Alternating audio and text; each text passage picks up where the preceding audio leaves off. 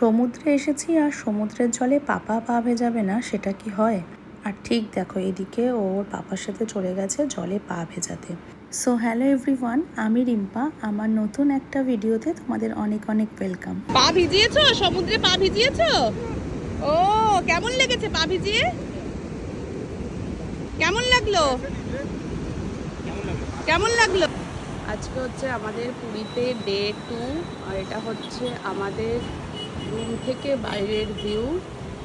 আমাদের এখানেও swimming pool আছে, বাট সেটা রুফটপে রয়েছে, দেখাবো তোমাদেরকে পরে। আর এখানে যে কাঠগুলো দেখছো, এই কাঠগুলো করে রেখেছি হচ্ছে গ্যাসের অল্টারনেটিভ অপশানে রান্নার জন্য।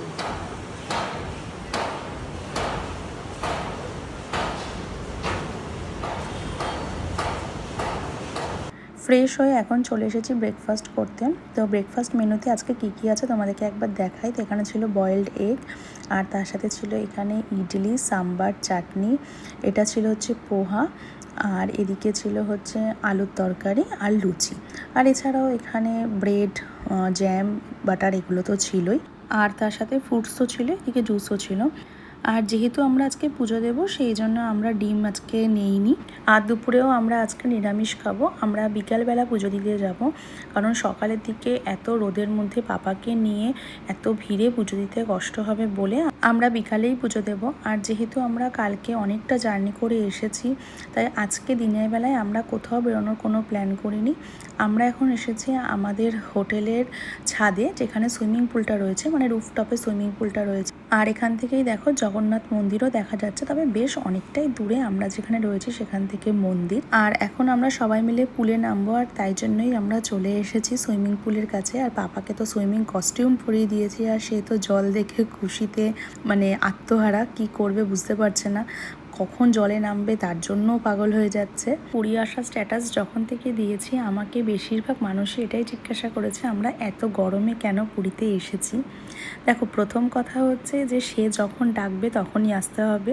আর একটা সবথেকে বড় কারণ হচ্ছে, যখন লাস্ট বছর আমি পুরীতে এসেছিলাম, সেই বছরই কিন্তু আমরা জানতে পেরেছিলাম যে বাবা আমাদের মধ্যে আসতে চলেছে। তাই তখন মনে মনে এটাই ভেবেছিলাম যে সব কিছু ভালোভাবে হয়ে গেলে জগন্নাথ দর্শন করতে নিশ্চয়ই আবার যাব। কৃষ্ণেন্দুরও অফিস থেকে এই সময়তেই ছুটি রয়েছে ওর একটা, তো সেই কারণের জন্যই আমরা এখন পুরীতে এসেছি।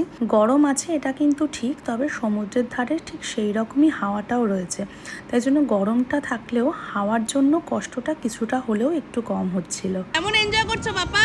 কেমন এনজয় করছো বলো? Heavy enjoy. যাও একটু নিয়ে যাও, একটু ওদিকে যাও। চলো আমার সাথে। এই টাটা বাই। ওই যে তুমি দাদার কাছে চলে গেছো, ওই যে দাদা, ওই যে দাদা।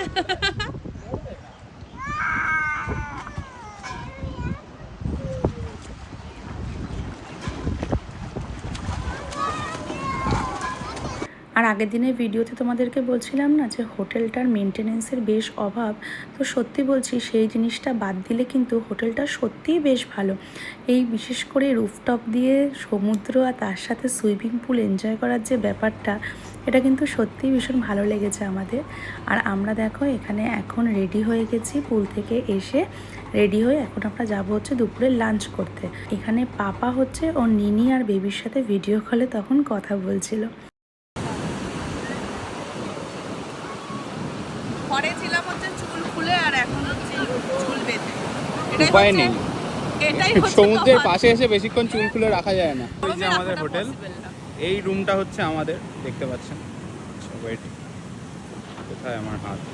এটা হচ্ছে আমাদের রুম, আর এখান থেকে একদম বিচ সামনে। কি করছো বাবা? মজা লাগছে? করো আবার করো।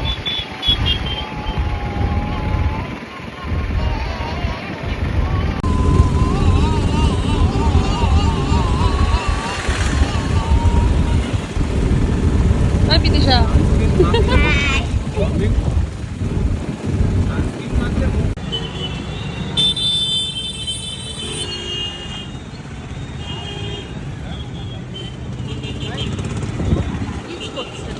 সত্যি কথা, ওই জায়গাটা দেখো একবার।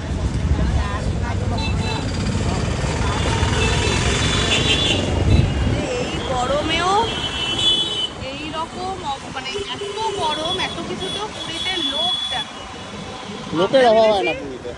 এটা অফ সিজনের অতটা ভিড় হবে না। তোমাদেরকে আগের দিনই বলছিলাম যে আমরা তো ভেবেছিলাম এটা অফ সিজন, কিন্তু না, আসলে জ্যৈষ্ঠ মাস যেহেতু মলমাস পড়েছে আর এই মাসটাকে পুরুষোত্তম মাস বলা হয়, তো পুরুষোত্তম মাসে কিন্তু বেশিরভাগ মানুষই আসে ভগবানের দর্শন করতে, আর এই জন্যই হয়তো পুরীতে এত ভিড়।